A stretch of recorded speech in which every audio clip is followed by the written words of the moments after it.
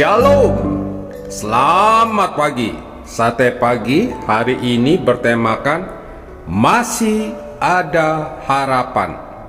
Adapun firman Tuhan terambil dari Yeremia pasal 31 ayat 15 sampai dengan 17. Beginilah firman Tuhan: cegahlah suaramu dari menangis dan matamu dari mencucurkan air mata, sebab untuk jerih payahmu ada ganjaran.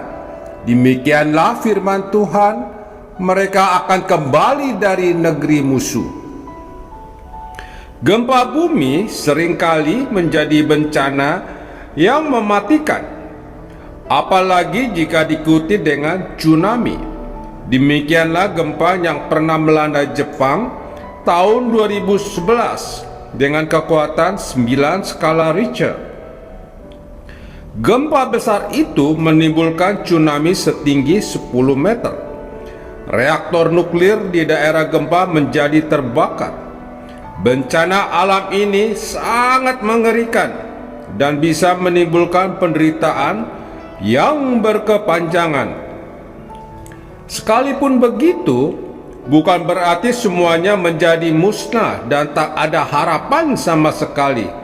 Tentu masih ada harapan bagi rakyat Jepang di daerah itu untuk bangkit kembali. Berbicara mengenai harapan, tentu tetap ada bagi kita, apapun situasi yang kita hadapi. Janji yang Tuhan berikan kepada bangsa Yahudi ketika mereka berada pada masa-masa yang sulit, yaitu janji mengenai masa depan yang terbaik, seharusnya membuat kita yakin akan kesetiaan Tuhan.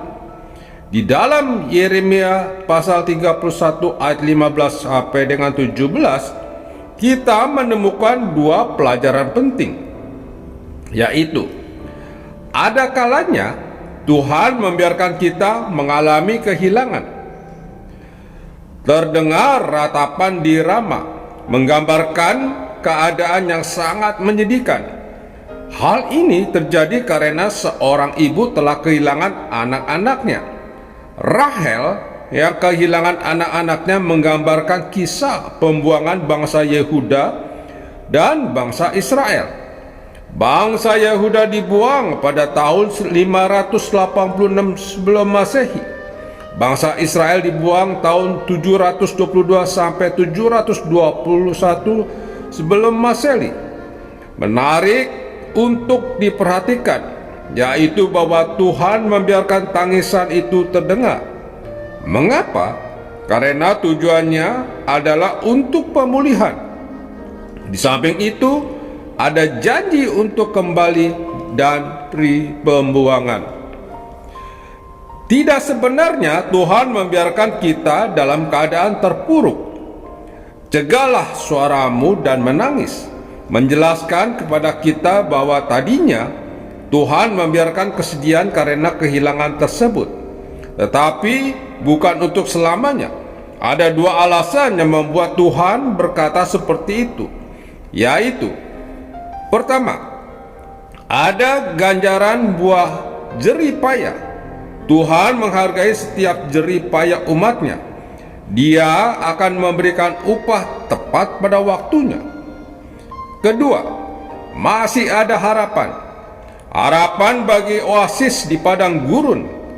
Bagi bangsa Yahudi, harapan itu adalah kembali ke tanah perjanjian setelah pembuangan dan hidup merdeka. Tuhan mengembalikan kepada keadaan seperti semula, bahkan menjadi bangsa yang besar. Hidup itu dinamis. Mungkin saja tidak pernah terpikirkan dalam benak kita akan adanya perubahan-perubahan. Mungkin saja perubahan itu membuat kita rugi. Ada sesuatu yang hilang dari diri kita, yang mungkin merupakan hal yang sangat kita sayangi. Bila jadi hal itu sampai membuat kita sedih dan meratap, namun sebagai orang percaya, kita tidak boleh menyikapi seperti orang yang tidak punya harapan. Janganlah hidup kita dipenuhi dengan gerutu.